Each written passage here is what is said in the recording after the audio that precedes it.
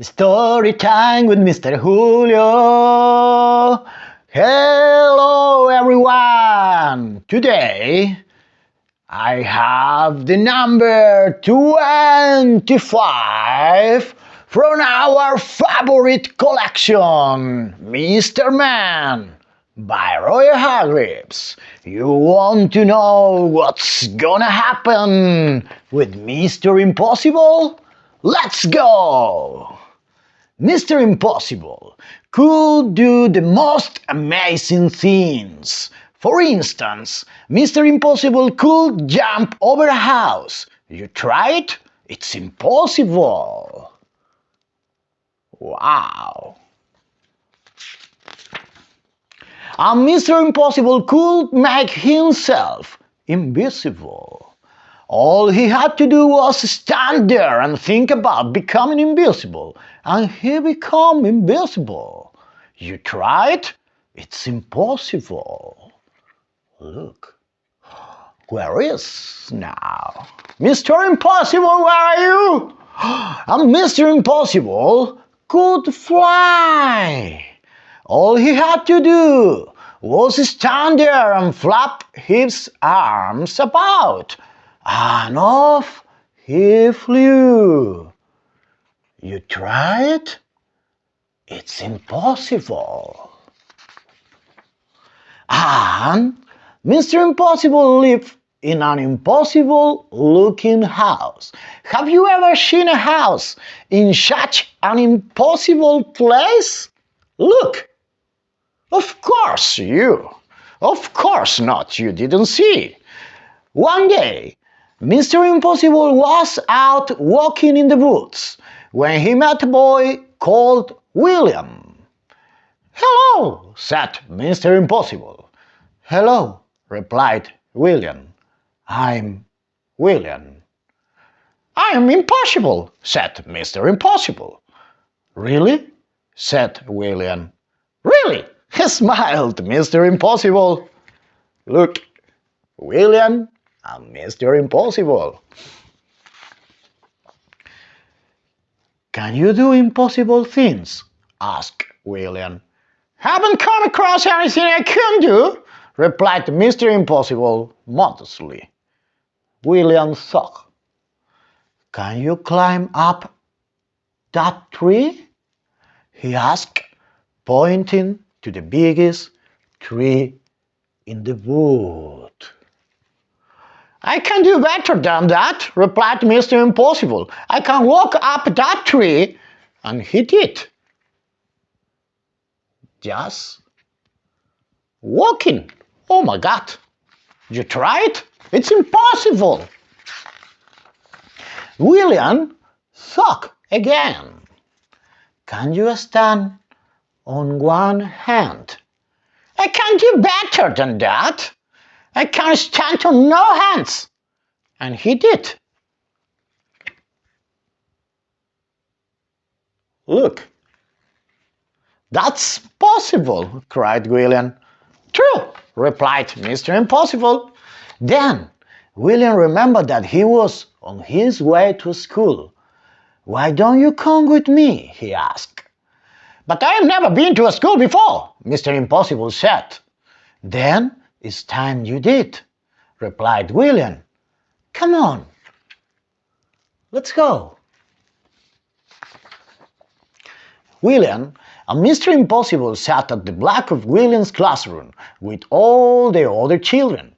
The teacher came in, but didn't notice that there was somebody extra in his class that morning.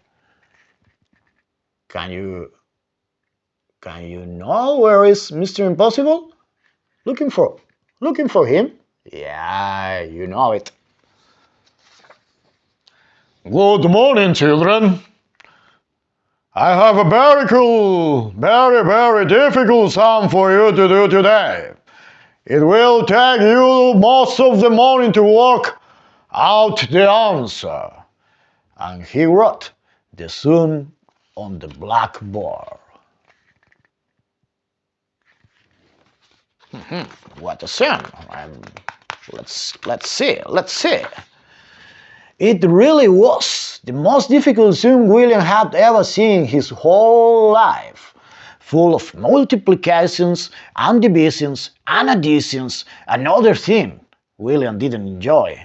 The teacher was right. It would indeed take the most of the morning to work out the answer. It not most of the afternoon as well. Mr. Impossible whispered in William's hair, in William's ear. William put up his hand.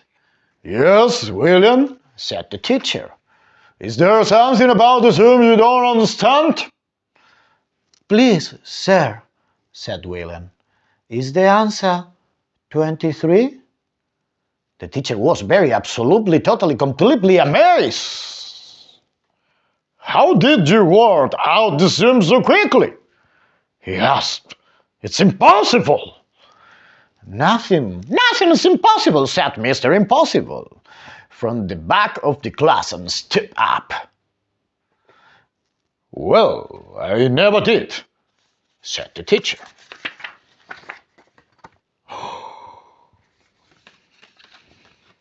What happened now is quite interesting. After that, Mr. Impossible spent all day at the school. He showed the teacher how he could read a book upside down. That's impossible. Oh my God. The villain asked Mr. Impossible if he would like to play on the school football match. "Oh yes, please! I've never played football before." And do you know what he did?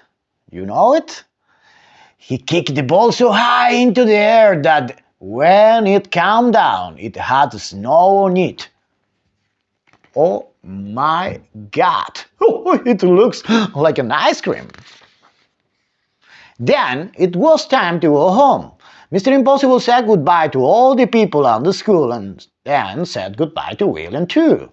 "Goodbye, Mr. Impossible," said William. "Goodbye, William," and just disappeared. William rubbed his eyes and went home. William's mother and father were waiting for him. "Hello, William," they said. "Did you have a good day at school?" "Yes," replied William, "and I met somebody who can do anything in the world." "Really? You are impossible." William smiled and went inside. 'Cause, you know, and 100 miles away, a small figure was listening to a stat William's mother and father were saying, and he grinned an impossible grin, and then he went to sleep, standing on his bed.